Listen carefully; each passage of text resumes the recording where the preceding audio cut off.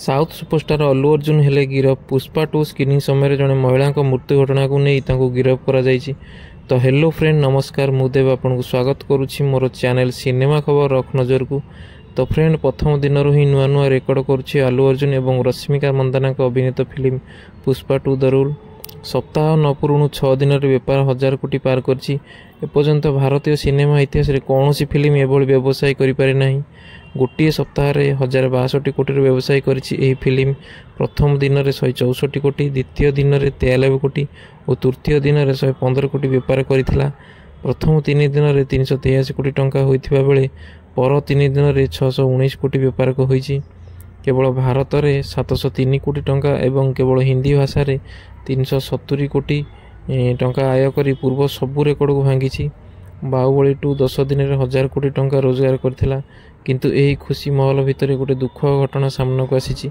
Hyderabad Chikkadpally police अभिनेता विरोध में एक मामला रुजु करथिबा बेले आज गिरफ करिछि।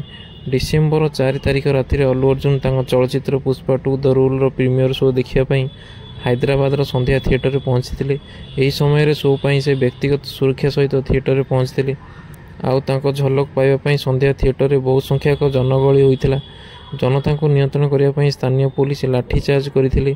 आउ एही समय जड़े महिला को मृत्यु होता बेले 8 वर्षर पुओ आहत हो चिकित्सित होउछंती। एने डिसेम्बर 5 मृतक महिला परिवार थाना अभियोग करथिले। अभियोग को भित्ति कर चिकड़ापल्ली पुलिस स्टेशन पुष्पा तारका अल्लू अर्जुन सुरक्षा टीम तथा थिएटर मैनेजर विरोध में मामला रुजु करथिला। आज अभिनेता को गिरफ करिछि। एही घटना को नहीं अल्लू अर्जुन मुह खोलिछंती एवं कहिछंती एही घटना पई से दायी नुहे।